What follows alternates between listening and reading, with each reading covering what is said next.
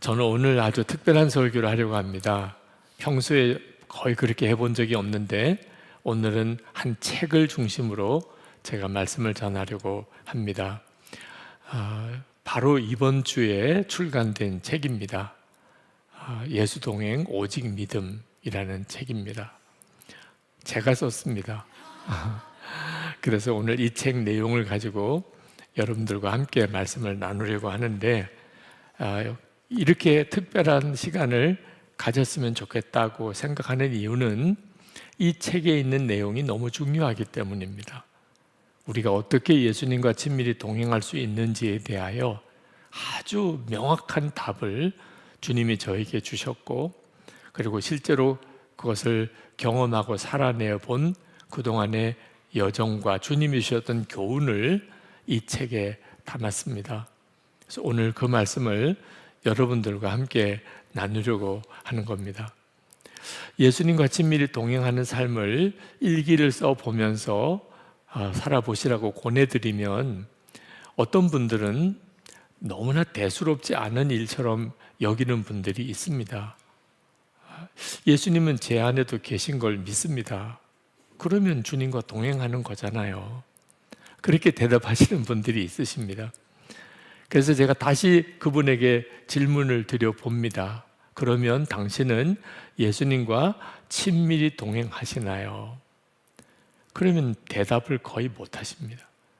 예수님이 내 안에 계신 걸 나도 믿으니 그러면 주님과 내가 사는 것 자체가 동행이지 뭐.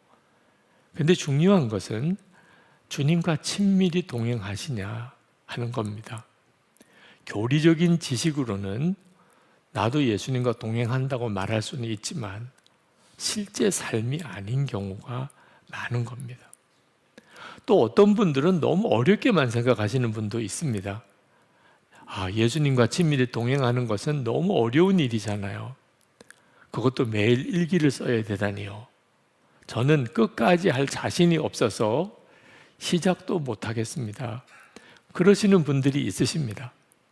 이분들은 예수님과 친밀히 동행하는 것이 노력하고 애쓰고 그래서 얻어지는 어떤 경지라고 생각하는 겁니다. 예수님과 친밀히 동행하는 것은 수고도 많이 해야 되고 결단도 필요하고 노력도 해야 아주 소수의 사람만 성취할 수 있는 어떤 경지일 거야. 그렇지가 않습니다. 그래서 이 책을 쓰게 된 거예요. 예수님과 친밀히 동행하는 것은 전적으로 믿음입니다. 그래서 책 제목을 예수동행 오직 믿음이라고 정한 겁니다. 너무 특별해서 이 내용이 너무 특별해서 오늘 여러분에게 이 책 한 권을 가지고 아주 요약해서 여러분에게 말씀을 드리고 꼭 여러분들이 이 책을 사서 읽어보시도록 권해드리고 싶은 거예요. 저는 겉으로는 굉장히 성실하게 살았습니다. 누구에게도 부끄럽지 않은 그런 삶을 살았던 것을 그냥 담대히 말씀드릴 수 있습니다. 그러나 제가 완벽하게 산 것은 아닙니다. 사람들 보는 앞에서의 제 모습은 아주 모범적이었지만 제 마음속에 끊임없이 저를 죄책감과 그리고 마음에 어떤 위선적인 사람이라는 그런 고통을 심어준 것이 제 마음의 죄, 은밀한 죄였습니다. 사람들 보는 앞에서는 반듯하게 사는 것 같은데 사람들 보지 않는 곳에서는 무너지는 저를 보면서 목사직을 그만둬야 되겠다는 생각을 했을 정도입니다. 나중에 하나님 앞에 섰을 때 그때 모든 사람들이 다 알게 되는 내 진짜 모습이 너무 두려웠습니다. 하나님 앞에 간절한 마음으로 기도를 했어요. 하나님, 어떻게 하면 이 마음의 죄, 은밀한 죄도 이길 수 있습니까? 그런데 그때 주님이 주신 응답이 깜짝 놀라는 것이었습니다. 믿음이 작은 자야, 왜 믿지 아니하였느냐? 저는 처음에는 그 말씀이 잘 이해가 되지 않았습니다. 저는 분명히 하나님을 믿고 성경의 말씀을 믿었습니다. 그러면 믿는 거죠. 그런데 왜 믿지 아니하였느냐라고 말씀하시는 거예요. 마음의 죄, 은밀한 죄를 이기는 것이 믿음의 문제인가?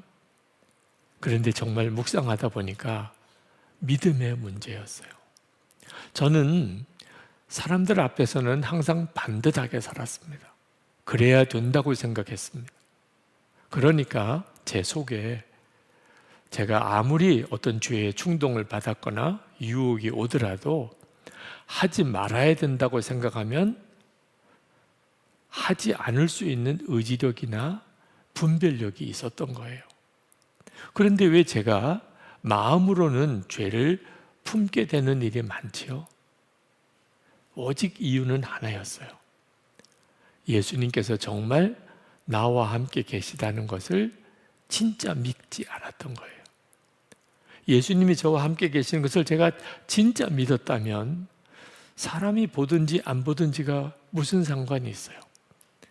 사람들만 보아도 짓지 않는 죄를 주님이 나와 함께 계시다는 것을 정말 믿으면 마음의 죄까지도 어떻게 지을 수 있겠어요? 예수님께서 정말 마음에 거하심을 믿으십니까? 그런 질문을 받았을 때 저는 처음에 선뜻 그렇다고 대답을 못했습니다. 분명히 성경에는 그렇게 말씀하고 있습니다.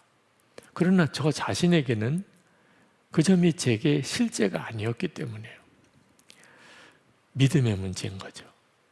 예수님이 제 마음에 계신지 안 계신지는 실제로 제 믿음과는 상관이 없습니다. 예수님을 영접하면 누구에게나 주님이 오세요. 그런데 그 주님이 나와 늘 함께 계시는 것을 믿는지 안 믿는지는 우리 자신에게 달려 있습니다. 제가 주님이 이렇게 바라보아지지 않고 주님의 말씀을 듣지 못했고, 그리고 말도 안 되는 그런 은밀한 죄, 마음의 죄에 무너지는 이유는 딱 하나였습니다. 주님이 제 안에 오셨음에도 제가 그것을 진짜 믿음으로 취하지 못했던 겁니다. 여러분, 예수님께서 십자가에서 우리를 위해서 죽으신 이유가 무엇인지 분명하게 아셔야 합니다. 데살로니가 전서 5장 10절에 보면 단순히 우리의 죄를 사하시기 위해서만 아니었어요. 예수께서 우리를 위하여 죽으사 우리로 하여금 깨어있든지 자든지 자기와 함께 살게 하려 하셨느니라. 예수님께서 십자가에 죽으신 이유는 우리가 깨어있든지 자든지 주님이 우리와 함께 살려 하심이라. 여러분, 정말 나는 깨든지 또는 자든지 주님과 함께 살고 있나? 스스로를 한번 돌아봐야 됩니다. 우리가 이 사실을 정말 믿지 못하면, 그러면 아무리 놀라운 주님의 약속과 은혜를 받아도 누리지 못하는 거예요. 히브리서 12장 2절에 보면 이 믿음을 고치시려고, 이 병든 믿음, 실제로는 믿지 못하는 영적인 무너진 상태에서 우리를 다시 일으켜 세우시려고 예수님을 바라보라고 하신 겁니다. 믿음의 주요 또 온전하게 하시는 이인 예수를 바라보자. 예수동의 오직 믿음이라는 이 책은 바로 그것 때문에 쓰여진 겁니다. 기도를 좀 더 많이 합시다. 우리가 다른 사람들을 사랑합시다. 우리가 좀 더 착하고 성실하게 삽시다. 그 말씀을 하려고 쓴 책이 아닙니다. 우리가 진짜 예수님이 나와 함께 계신 것을 정말 믿게 되면, 그러면 우리의 삶 전체가 바뀝니다. 예수님과 친밀히 동행하는 삶을 실제로 누리게 됩니다. 그 말씀을 전하려고 이 책을 쓴 거예요. 우리가 예수님을 정말 영접했잖아요. 우리는 다 예수님을 믿잖아요. 주님은 우리 안에 거하십니다. 그러나 우리가 예수님이 내 안에 거하신 것을 정말 믿지 않으면, 항상 주님을 바라보지 않으면, 그러면 주님이 내 안에 거하시는 것이 아무런 삶의 결과를 바꾸지 못합니다. 믿지 않으니까. 주님은 내 안에 오셔서 근심하시고 탄식하실 분인 거죠. 여러분, 주님이 내 앞에 나와 함께 계셔도 내가 믿지 못하니까 전혀 보지 못하는 겁니다. 주님이 내게 갈망을 주셔도 그것이 주님이 주신 것인지를 전혀 알지 못하는 것입니다. 주님이 내게 말씀하시는데도 나는 듣지 못하는 것입니다. 그러나 우리가 예수님이 내 안에 거하신 것을 정말 믿게 되면, 그러면 정말 모든 것에 대한 기쁨이 일어나기 시작합니다. 어떤 것도 감사하게 됩니다. 원수도 사랑하게 됩니다. 내 앞에 닥쳐오는 어떤 어려움도 넉넉히 넘어가게 됩니다. 믿음에 달려 있는 거예요. 자, 지금 우리가 누리고 있는 엄청나고 놀라운 은혜를 여러분이 아셔야 합니다. 우리는 주님께 지금 내게 와주세요. 그렇게 기도할 필요가 없습니다. 주님은 이미 우리 안에 와 계시니까. 그냥 믿음으로 취한 것만 우리에게 필요한 것입니다. 제가 2007년 10월에 갑자기 한 달 동안의 병원에 입원을 하면서 모든 설교 사역이 중단이 되었습니다. 너무 혼란스러웠고 심지어 두려움도 생겼습니다. 그때 하나님 앞에 간절한 마음으로 기도했어요. 그때 무슨 이유인지 모르지만 너무나 큰 애통함이 저에게 밀려왔습니다. 그때 주님이 저에게 하시는 말씀이 마음에 너무 명확하게 느껴지는 겁니다. 제가 설교하지 못하는 것 때문에 걱정하는 것에 대해서 주님은 전혀 다른 일로 걱정하신다고 하셨어요.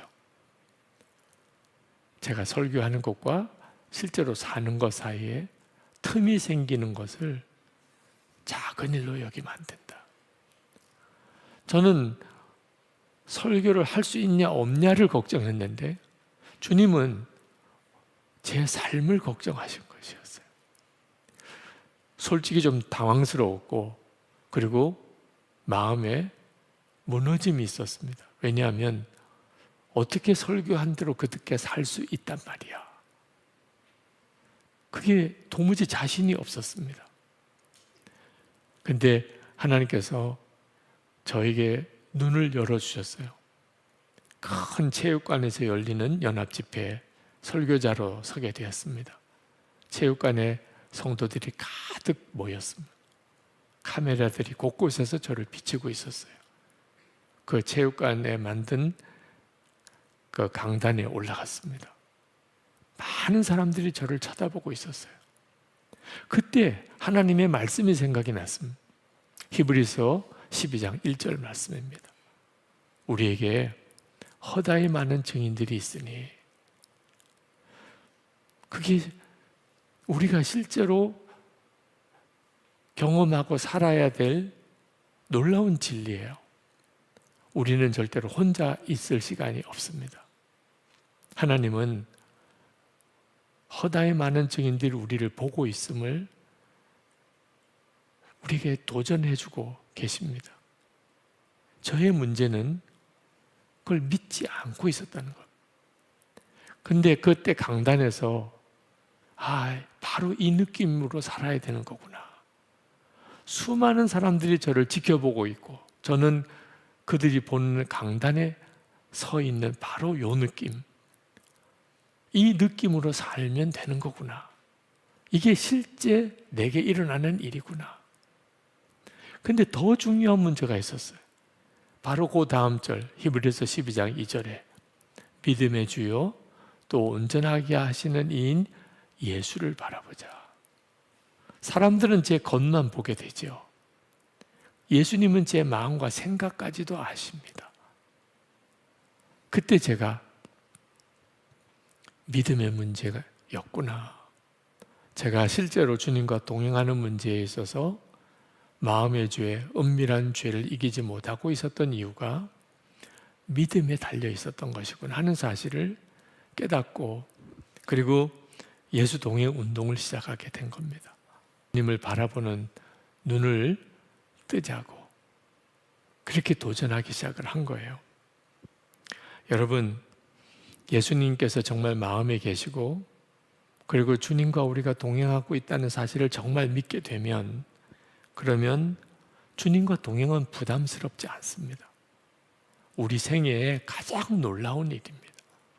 부부가 함께 여행을 하는 것, 온 가족들이 함께 지내는 것이 그게 행복이잖아요. 친한 친구와 함께 만나서 몇 시간이고 대화를 나누는 그 즐거움이잖아요. 예수님과 동행하는 삶은 결코 부담스러운 일이 아닙니다. 어느 목사님이 예수 동행 일기를 쓰면서 변화된 믿음을 이렇게 고백을 했습니다.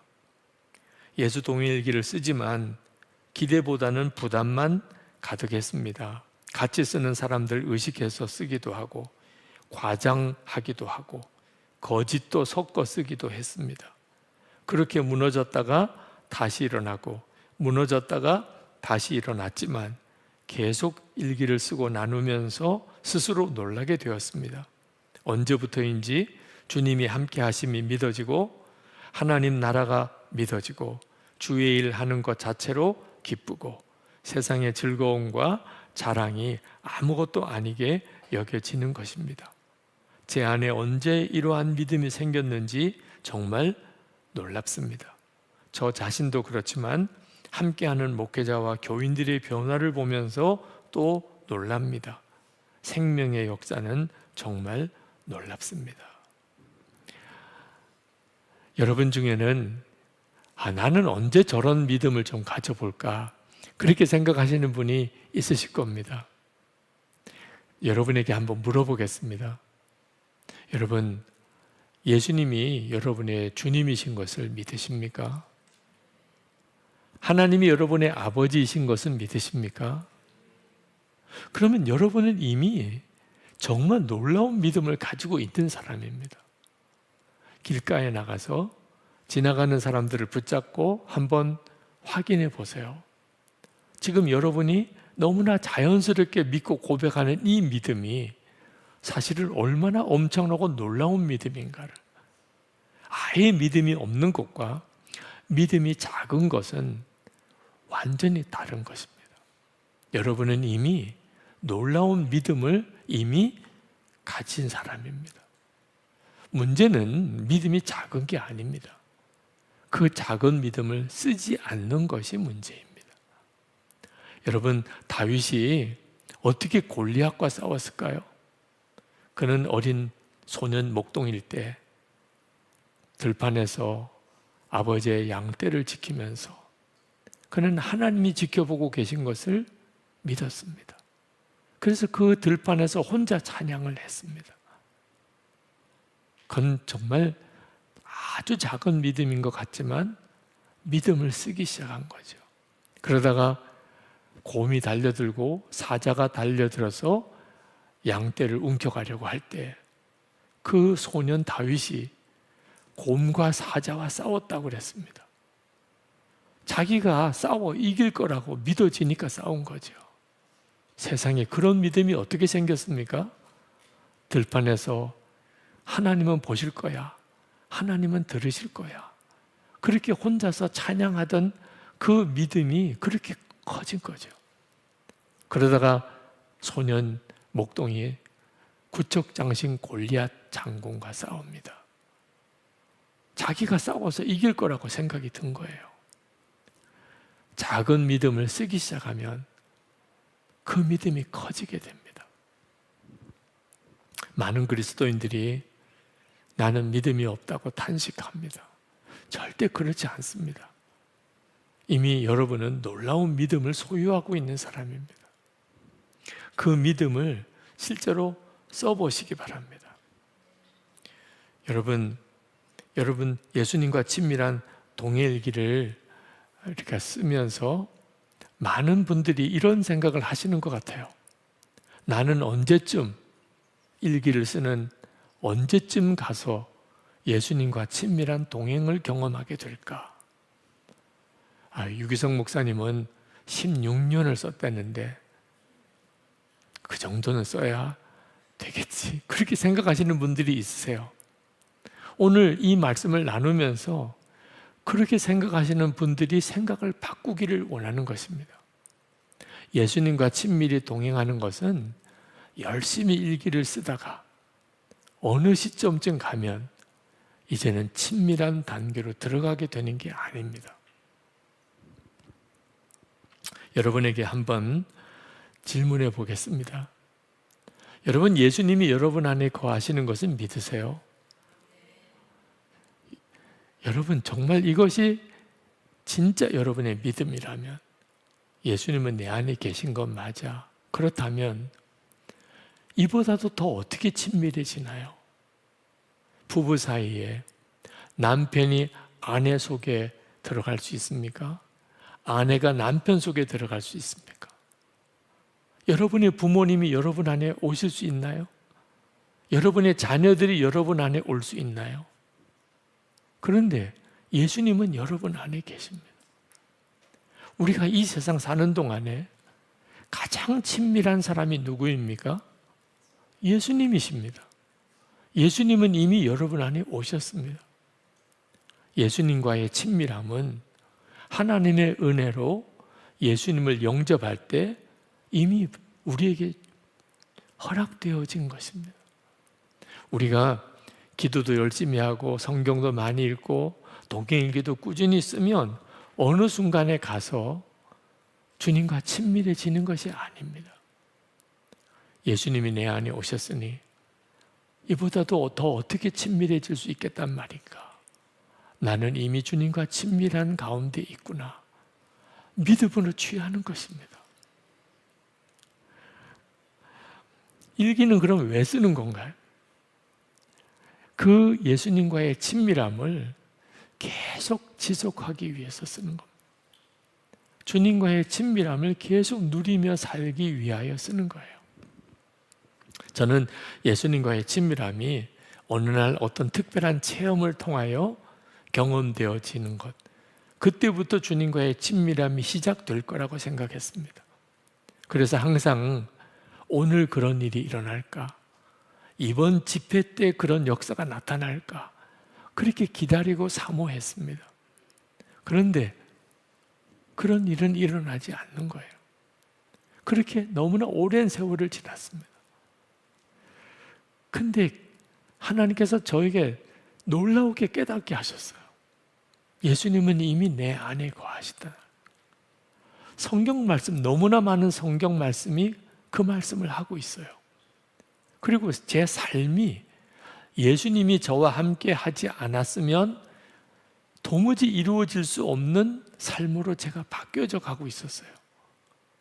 이건 부인할 수가 없는 일입니다. 주님은 이미 제 안에 와 계셨어요. 문제는 제가 그것을 계속 잊어버리고 있다는 겁니다. 아침에 눈을 뜰 때도 전혀 생각을 못하고, 밥을 먹을 때도, 누구랑 대화를 나눌 때도, 설교 준비할 때도 예수님이 저와 함께 계시다는 것을 자꾸 잊어버리고 지내는 거예요. 그래서 시작한 것이 매일 나는 오늘 주님이 나와 함께 계시다는 것을 얼마나 기억하고 살았는지, 얼마나 주님을 생각하고 살았는지를 써보기로 한 거예요. 매일 그렇게 해보기로. 그러면서 주님이 갑자기 생각나는 순간들이 엄청나게 많아졌어요. 주님을 생각하는 것이 노력하고 애써서 되어지는 것이 아니고 그냥 저절로 주님이 생각이 나는 겁니다. 오늘같이 이런 집회를 인도할 때도 주님이 더 의식이 되는 겁니다. 그건 제 모든 삶을 바꾸는 것이었어요. 주님이 함께 계시는 것이 의식이 되기 시작하니까 제 말과 행동이 달라지고 제 삶 전체의 변화가 일어나기 시작을 했습니다. 여러분, 우리는 열심히 일기를 쓰기 때문에 언젠가는 주님과 친밀히 동행하게 되는 것이 아닙니다. 우리는 예수님 안에서 이미 말할 수 없이 놀라운 친밀함의 은혜를 받았습니다. 주님은 우리 안에까지 오셨어요. 성육신 하셨고 십자가에 죽으셨고 부활하셨고 그리고 우리 안에 오셨어요. 우리 주님이 하실 일은 다 하셨어요. 이젠 우리가 할 거 하나가 남았어요. 믿는 것입니다. 여러분이 삶이 무너져 있습니까? 여러분 스스로가 생각하기도 너무 부끄럽습니까? 여러분은 완전히 지금 바닥을 치고 있습니까? 그래도 여러분은 믿을 수 있어요. 주님과의 친밀한 가운데 있음을. 주님이 여러분을 떠나지 않았다면, 여러분은 오늘 이 집회까지 여러분을 인도하셨다면, 지금도 여러분 안에서 계속해서 말씀하고 계신 분이 주님이시라면 여러분은 주님과 친밀한 가운데 있는 거예요. 이제 주님과의 친밀한 이 여정에 함께하고 싶지 않으십니까? 그렇게 도전하고 싶습니다.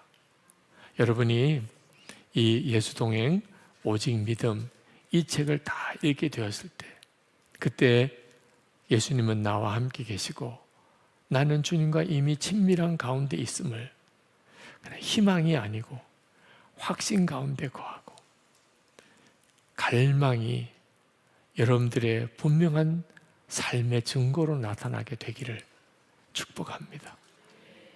우리 이제 찬양하고 정말 마음을 모아서 기도하겠는데, 나중에 3번 우리가 같이 기도하고 안수기도회를 온라인으로 오늘 특별히 합니다. 여러분 중에는 오늘 특별히 어느 목사님이 나를 위해서 분명하게 기도해 주시면 좋겠다. 그러면 온라인 나눔방 줌으로 들어가세요.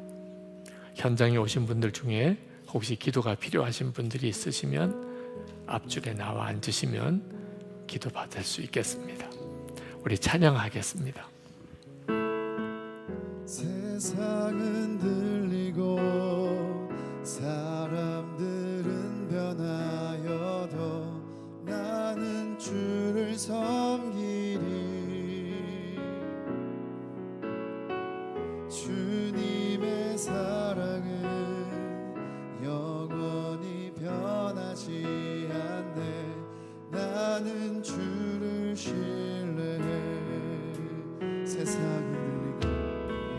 세상은 들리고 사람들은 변하여도 나는 주를 섬기리.